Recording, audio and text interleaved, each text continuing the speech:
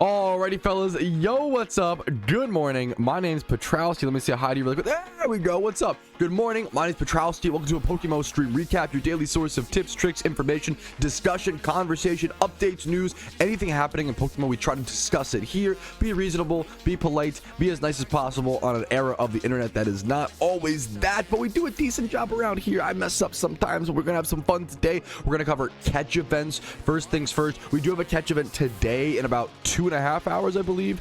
2.5 hours from now, something like that. There's a Gligar catch event coming up. We have other catch events in the future. There's like 3 or so catch events like pretty quickly in succession. If you're watching the recap, you have one happening that day as well, so keep an eye out. But right now, today, there's a Gligar event on the 19th of May at 1 p.m. ET over at Route 45 in Johto. Gligar +5, Stormring +0, Graveler -5, and nature bonuses are on your screen now. There is a non-shiny Gligar up for grabs.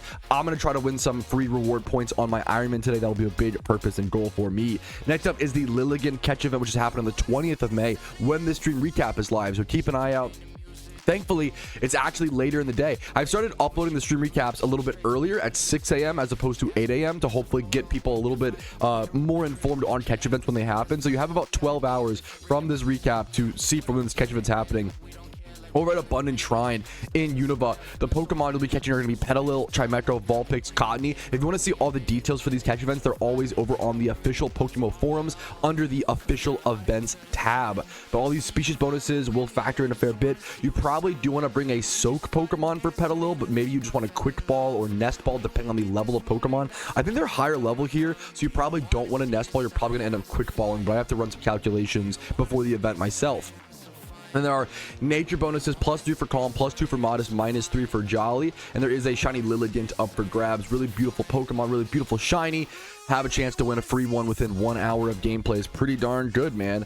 Next up, we have a Dodrio or Doduo catch event coming up on Saturday on the weekend. We love the weekend catch events. Saturday the 23rd of May, 4 p.m. ET, Route 18 in Kanto. You can catch Dodrio for +2, Fearow for +1, Slugma is neutral. Then nature bonuses on screen right now. Jolly +5, Admin +3. There is a shiny bird up for grabs here, a shiny Doduo plus, well, obviously 1000 RP. I'm waiting for the day that flying type becomes good in raids. I've talked about this. Someone asked what's my most underrated raid Pokemon that could be really, really good in future raids. If we see certain Pokemon that are 4 times week 2 flying that need to be DPS'd through, like a Parasect raid or something like that, right? I wouldn't surprise me if we see Dodrio, Braviary. Yeah, I was thinking about that as well, Xerax. I don't know the Virizion strat as well, but I know Virizion is 4 times week 2 flying, right? Correct. So I'm curious the strats there and how much that impacted, but I think Virizion, I would guess, is a lot more complicated since it is such a high level raid and a permanent raid.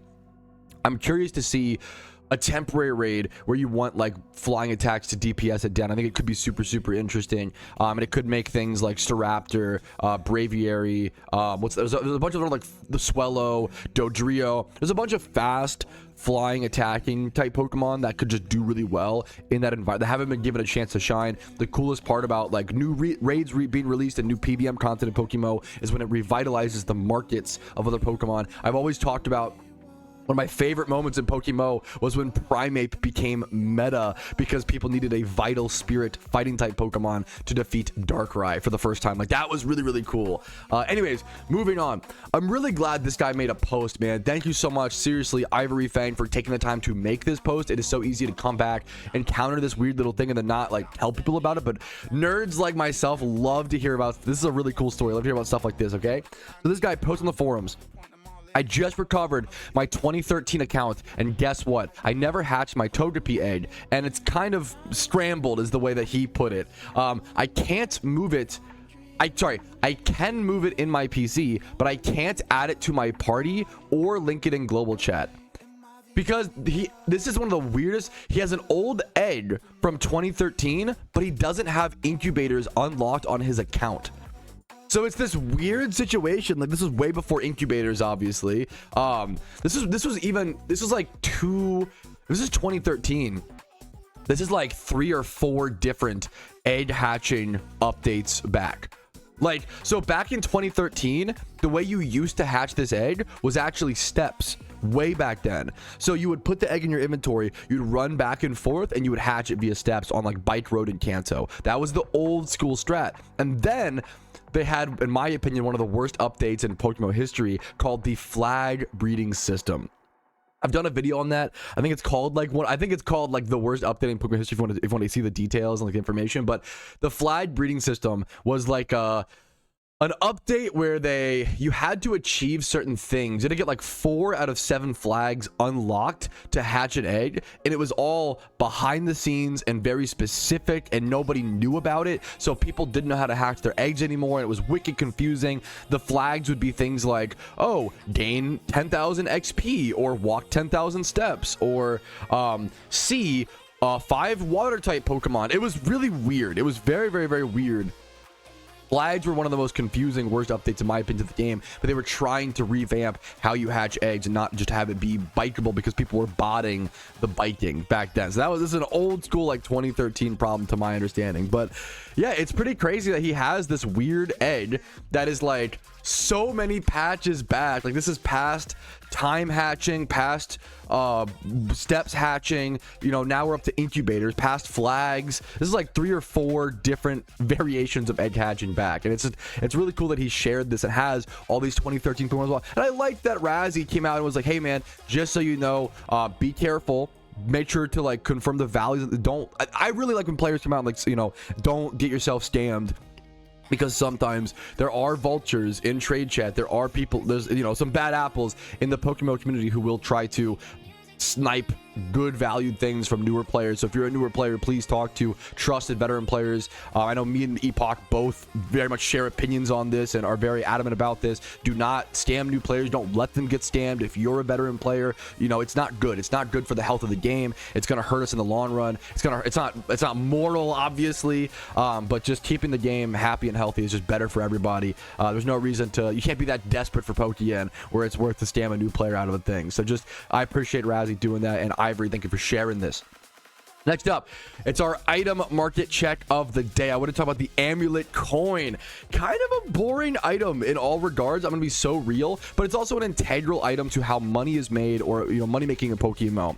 Any item in PokeMMO that is used to make more money, which is a lot of items to be fair, but there are some integral ones like Amulet coins, are just really important to know the history of.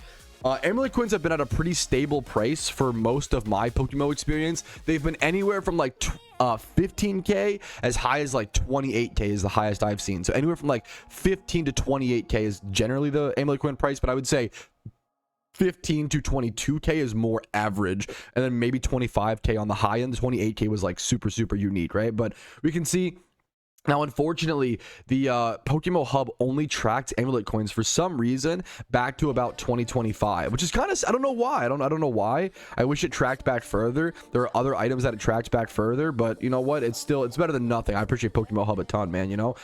So we can see like it was about 18,000, 19,000 back in the day, and then it dropped over time. And we can see here, Amulet coins will sometimes drop. We can see from 18k down to 14 to 15k, and this was, you can see, around October 31st, and I think this was because Riches Charms come into the game, and they're another alternative. If Riches Charms are cheap enough, it's usually better to use Riches Charms for certain Jimmy runs and trainery runs, but if they're too expensive, it's not worth. People ask me all the time, Patrouski, should I use an Amulet coin or a Riches Charm for my Jimmy run or my trainery run? And to be honest with you, I can't answer that question. I don't know your run. It's a math thing, right? You have to do your own math. The TLDR that I use, the basic calculations, is with an Amulet coin. This is rough. It's not perfect. It's rough estimates, okay? But this is how I do my calculations. What you do is you earn about 13,000 Pokeyen per gym when you pop an Amulet coin, and you earn about 15,000 Pokeyen per gym when you pop a Riches Charm 75%, and then you earn like 17 or 18k, like 17.5 if you do a 100% charm. I'd probably round to 17k. What you want to do is, let's actually go to the, let's first finish. Okay, so we can see Amulet coin prices do rise again post event season. You can see post like Lunar New Year this year, they have risen, as well as there was a nerf to Amulet coin farming a slight nerf, but it required a bunch of people to build a new Pokemon in that imprisoned Gothitelle. So that was kind of a pain in the butt, right? So you see them rise from 16k up to about 20k here, I think, due to the combination of the event season ending as well as people having to make a new Pokemon and changing the strategy of Amulet coin farming. But let's now cover how I'd recommend calculating your, whether you should use Rich's Charm or Amulet coin. I've done this in the past, but it's always good to refresh for people who don't know, right? Okay, so what I would do first things first is you want to know how many gyms you do in an hour. Okay, I do a very casual gym run, but I'm able to do it every single day very consistently. That's why I do it. I do about 20 to 22 gyms in an hour. Very, very casual, very chill. That's what I enjoy. I've had the muscle memory of it for years, right? I'm going to calc at 20 gyms, right? So if I do 20 gyms, I would do 20 times 13,000 Pokeyen. That's the Amulet coin. And then you would subtract the Amulet coin cost, 21k. So I'm making about 240k, right? I'm making about 240. If I were doing my gym run on a main account, I'd be making about 240,000 Pokeyen profit per gym run.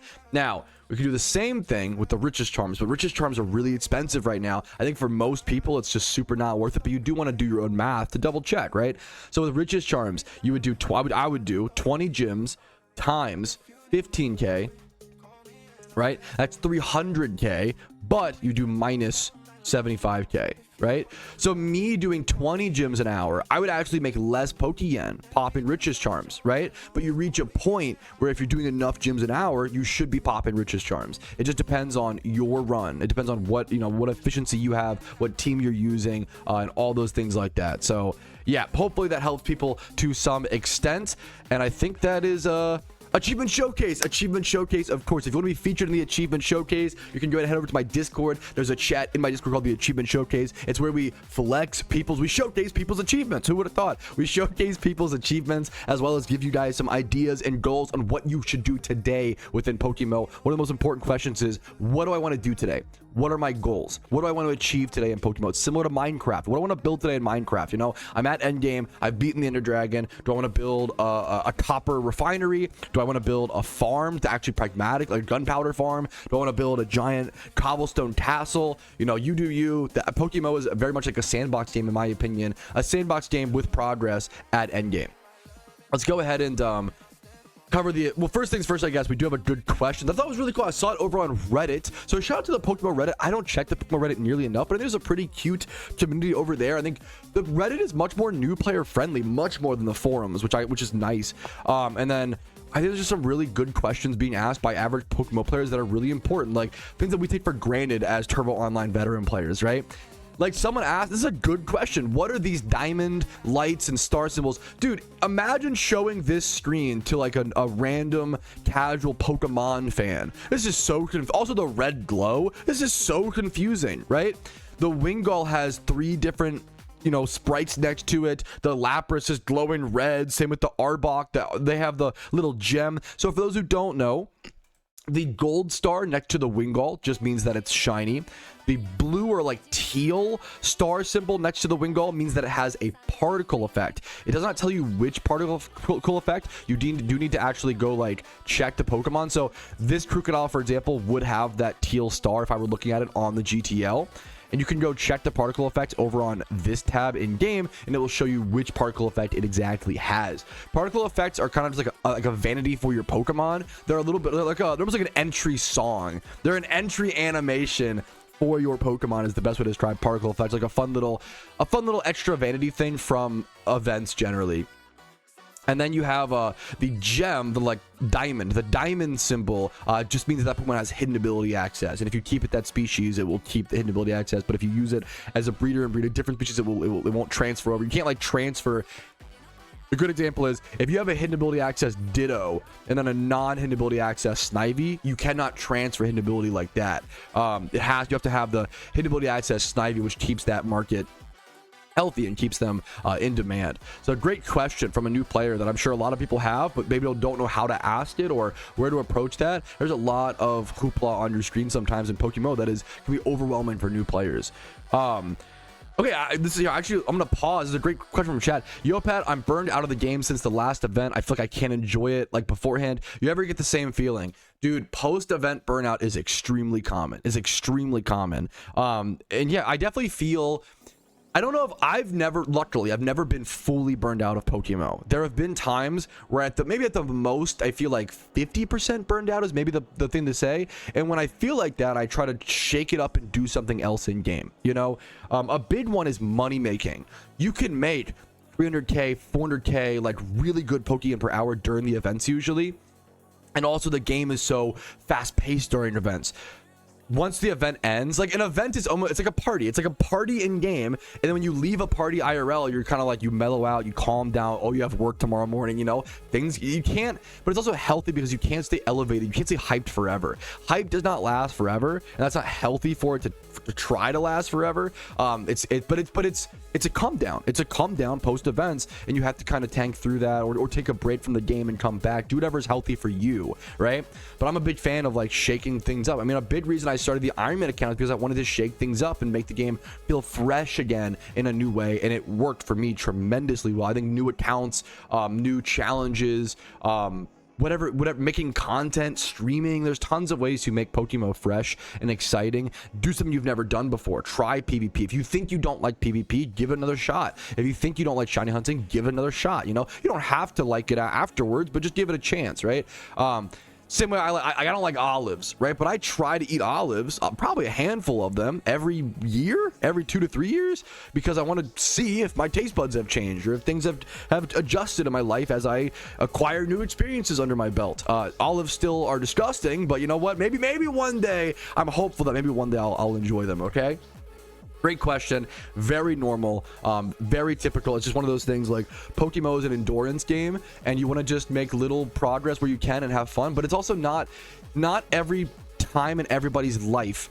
PokeMMO is not right for everybody at every time, at every point, right? Sometimes if there's enough going on in your real life, you're so stressed, you want to just come home, play Fortnite, queue up some queue-based games and just relax, you know, have fun, and then just leave it and separate yourself. MMOs are a lifestyle. Like, MMOs are time consuming. They are something, if you want to see incremental progress every single day, if you want your game to mean something to you in have that long-term progression and show your hard work over time, that's where you want an MMO. But not everybody wants an MMO sometimes. It's really important to take breaks, reassess, figure out what is the best time for you and when. I played RuneScape for 4.5 years, like 10 hours a day on average. I loved it so much. But it came a point where I was like, you know what, respect, I think my time here is done. I'm gonna move on. I just cut cold turkey, and I played it, and I loved it when I did, and I still love the game. I have no hard feelings about it, right? And I'm glad I spent my time doing that, enjoying myself. But now it's time for PokeMMO, and maybe I'll do that. Maybe one day I'll move on to a different game. But right now, I'm still loving PokeMMO, so we just ride it while we can. You know, that's the beauty of life. Just appreciate the ups, get through the downs type beat, right? All right. Achievement showcase. Someone got their first shiny. Shout out to L Rocks. They wanted a Dratini or a Carb. This is a really cool spot. This spot it's doing your first shot on a Leppa spot is kind of rough. I think you can do this spot without Leppas. It's pretty slow, but I would recommend doing this spot without Leppas for new players. I think it's a totally valid first shunt. I don't like recommending Leppa shunts to new players. I think it's just because if you end up going dry, imagine you're a new player and you save up like 4 million Pokeyen to spend on Leppas, and you use that 4 million Pokeyen to get like 35,000 encounters, and then you go dry. So now you're a new player, you spent all your Pokeyen and you have no shiny. The odds, that just feels bad. When you're more developed, you can, you know, piss away that Pokeyen, it's fine, or use it to get a resource, that's fine. When you're a new player, it's painful. It's too rough in my opinion, you know. But this guy got it, so he's just talented, right? Got himself that shiny Carb, and it's 31 attack and adamant. Congratulations to you, L Rocks. Next up, first shiny. A lot of first shinies. I would say this is a good sign of new players coming into the game. Is all these new first shinies popping up, man? First shiny from March. Shiny Persian at 6,000 encounters. Congratulations to you, dude. And then not only did he get a first shiny Persian at 6,000 encounters, he also got another shiny 1 day later, a 2x31 Tentacruel at 800 encounters. I think these are two banger, like, early shinies, first shinies, dude. Congratulations to you, Faza. Next up, the total opposite of lucky first shinies, okay? Heryu, who's always around. I always see him grinding. I always see him in game, in stream chat. He's involved in the community heavily. He deserves. I hope you go on a lucky streak, man. Because Heryu says, after 170,000 encounters and only 2 phases, this guy got 2 shinies in 170,000 encounters. He finally finished his first shunt and got himself a shiny Dratini. Now I'm glad it was only 2 phases, like, you know, but I don't know how isn't that like almost 5 phases worth of encounters? 170k divided by 30k. If he has donator status, I'm sorry, I can't do math. It's over 5 phases, right? You should have gotten 5.5 shinies by this point on average. You are due a wet streak, brother. You are due a wet streak. I hope you get an insane wet streak. Congrats on your shiny worm. I love that you're appreciative for your Dratini, but I hope you get an egg shiny or something. I hope you get something nasty, beautiful on your next shunt, dude. That is... Good luck to you, man. Good luck, man. All right. Dude, this was a really wholesome story, man, and I can't thank you enough, NRW, because it's so easy. When I'm hosting events, I'm just locked in, trying to make it the best time for everybody. I don't have time to think about. I'm honored that people actually do enjoy them, because it's easy to forget that I'm just busy, you know. So I really appreciate the kind words. Number one. Trunks says, after getting an 11 out of 10 from Pat in his latest fashion contest, and thank you for showing up and having a cool outfit. You guys make that. I couldn't do it without you guys, people showing up for the fashion contest, right? The fashion shows have always been a big inspiration for me in my MMO journey, and so many people are simply amazing at creating cool outfits. This is my goal in my PokeMMO life, is to create this sort of inspiration and make people want to shoot for certain vanities or shinies just for the fashion contest. Have them have that motive, that reason, right? And he shows off, he flexes some of his shinies he's gotten. You can see here the shiny Dragonair, the shiny Kingdra, and then in the middle you can see the outfit they go along with. I like the Clam Pearl's a tough one. This guy's flexing, understandably or deservedly flexing the shinies he has gotten to match his outfit. So here was outfit number 1. Here's outfit number 2, the shiny Gibble or Gliscor that can go with his little like blue and halo, the gold and blue like color matching outfits here. And then here's outfit number 3, the shiny Swablu alongside the gold, the new as well, the new hair, right? Alongside like the white and gold. He likes a lot of like gold and white, blue and white, like the Gliscor.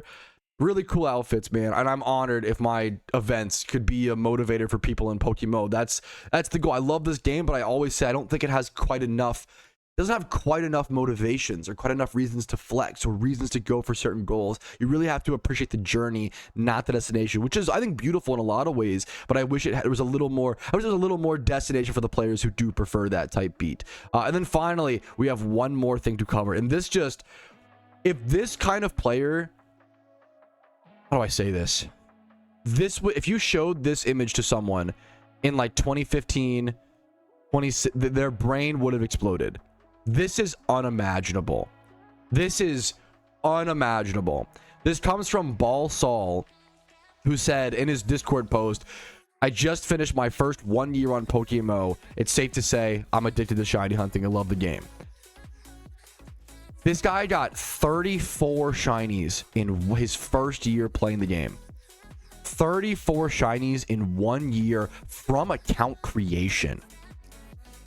And these are not easy shinies. Look at it. Shiny Charizard is in there. Shiny Charizard, shiny Tyranitar, right? These are not all just like, these are tough shunts, man. You can see the phases. Look at all the Woobats, not the Axio. You can see 1 Swoobat, 1, 2, 3 not Axios, bats. There's another bat below. There's 1, 2, 3, 4. There's 5 bats, man. There's 5. Does he even have the Axio yet? This poor guy. I don't think he even has the Haxorus yet. He's just gone 5 Woobat phases. Yeah, he's got the Dragonair. Dude, this guy has crazy hidden ability access Dragonair. This guy has really impressive shinies. In 1 year? If you showed this to someone a handful, like 4 to 5 years ago, their brain would have thought you were lying. They wouldn't believe you. It's crazy to think that we've come from in 2013 shiny hunters would get made fun of. You would get oh, it's a waste of time. Why would you ever shiny hunt in Pokemon? The odds are so rare. And to be fair, there weren't hordes back then. I understand the argument, a lot more back then. But it's crazy how far it's come. Look, also, I'm sorry, look at the top right as well. Look at the top right. Look at the top right. Look at the top right. He's 32,000 encounters deep into Mudkip. He's done 32,000 Mudkip encounters, no shiny, 32,000 eggs. Brother, how did you do all this in 1 year? That is insane. This is like mind-boggling, dude. Unbelievably. Some might say mind-boggling, you know, and your mind gets so, you know the bit. But that's insane, man. It is so cool to see how far shiny hunting has come and how seriously people take it nowadays. And I love it, man. And it's beautiful to see other people understand it and love it the way that I always have. It's an honor, man. And it's an honor to be in this PokeMMO timeline, fellas. That's our stream recap intro. Make sure to like today's video if you enjoy it. Subscribe for daily videos. Let's go ahead and jump into questions from chat and any other discussion topic points. This is a great question. Let's try to do a clip on it, fellas. Someone said, at what price should you release a Pokemon rather than try to sell it on the GTL? It's going to be different for everybody, and especially different depending on what part of the game you're into. Because if you're a newer player, you'll take everything you can get. Any bit of Pokeyen matters. But even as a newer player, you don't want to list something, cost yourself the listing fee, and then it never sell, right? For me personally, if something is 2,000 Pokeyen or less, no, this is not a VOD. If something is 2,000 Pokeyen or less, I usually just release it. On the main account, it has Patrouski OT. I'll throw it up for like 1,500 or 2K because sometimes people like to buy cheap Patrouski OT. So if I can get them out there for cheap rather than people buying them and reselling them for too much, they're not worth anything. Like, you know, like I'll do that. But typically, if something's worth less than 2K, because what it is, you're paying 1K for the listing fee and then you're making 1,000 Pokeyen. So if you're selling something for 2K, you're only making 1,000 Pokeyen profit. My general rule of thumb is like 2K to 3K. If something is worth 3K, I'll take the time to sell it. But if it's worth like 2K or less, I don't. And then 2,500 is kind of how I feel that day. And if you're a newer player, I think anything worth over 1,500 is probably worth selling, but it depends. The scary thing is, like, let's say you list, okay, let's get the calculator up. Let's say you list 10 Pokemon, right? Let's say you list like 10 Pokemon for 2,000 Pokeyen a piece, right? You're actually only making 10,000 Pokeyen if all of those Pokemon sell, right? But let's say 5 of those, I'm done my gym runs, this is perfect. Let's say you list 10 Pokemon that cost you 10K. List them for 2K a piece. Let's say 5 of them sell and 5 of them don't sell, right? If 5 of them sell, you've got 10,000 Pokeyen back, but it's not profit. This is a terrible showing of calculation. If 5 sell, congrats, you broke even. But if the other 5 don't sell, now you've lost money if you want to relist them, right? So that's, if half of your things don't sell at like those low prices, it's just so brutal. And if you're just selling like random little Pidgeys, like you have to, one of the hardest things of learning PokeMMO is understanding why does someone want to buy something, right? This Pidgeotto is a decent example. I think this will sell because it's 25 attack plus and adamant. Someone would probably be willing to buy this for a storyline run or for some sort of like storyline help, right? That's the main thing. But if you scroll down to like, let's do Pidgey and sort by lowest, like I don't think this is ever gonna sell. I mean, maybe it's 25 plus and some, like, I don't know if this Pidgey will sell, right? I don't know if this Pidgey will sell. I don't know if a lot of these will sell. This one has some high stats, like, but like, I don't know. I wouldn't bother listing stuff like this personally, the 1,500 Pokeyen ones, but that's me. If you're having success with it, obviously more power to you. But as a quick little tip, I would avoid listing things that are under 2K. I don't think it's worth the risk of losing money on those little trinkets. All right, fellas, we are back with catch event results just in time. Spoilers. 4th place was up here. Where was this at? Oh man, sorry, I lost it, guys. Fuck it, we do it live. 4th place was 19. Where was it at? Oh, come on. The timing on this is awful. Apologies. Drum rolls. Here we go. All right, 4th place, Yace Divin with a score of 19. Congrats on the catch, dude. 3rd place with a score of 170. What a cool name, Zigulation. It's a cool name. A score of 170. 170 for 3rd place is pretty high, man. 2nd place was Is this supposed to be like vodka sauce? That's awesome. Vodka, I'll just say vodka sauce. It's obviously intended. Vodka sauce, 172. One of the best pasta sauces, of course. And then first place, Lorenzo L with 177. Congratulations, guys. And good luck to everybody in the next catch event. Those are pretty high results for an event like this where the catches were pretty tough. A lot more people showed up to this than I expected, which is like awesome to see. But yeah, just, oh, here's the winner, dude. Right here, man. You deserve it, man. You deserve it, man. Congratulations to Lorenzo on the W, dude. Okay, we are lucky enough to be on the front lines for a new Epok collection piece. He came in my stream chat and said, hey, Pat, I just bought a crazy Pokemon off of a player who hasn't even beaten their first region yet. Would you like to see it? And I, of course, said yes. He sent me... I show this on stream. What looks to be a normal Roselia and says I paid 30 mil for it. I'm so curious. I wonder if I can guess what this is. It's not shiny. Is it gonna be... There's no way it's 6 times 31 or 6 times 0. That would be too insane. Maybe like 6'9", 6'9", or 6'7",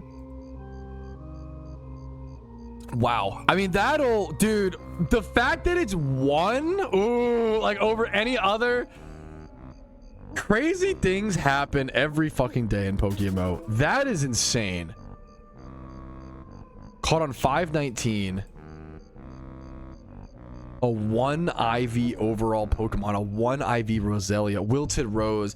Roselia being the Pokemon is very cool. It being 1 specifically is so beautiful. For those who don't know, even 5 times 0, the odds of catching a 5 times 0, odds of wild PokeMMO, I should have a video on this somewhere. The odds of a 6 times 0, I think, is around 1 in a billion.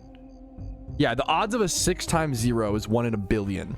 It's 1 in 1,073,741,824. I have a video and there's a really good forum post going over all the math. I'm terrible at math, but that's the math, right?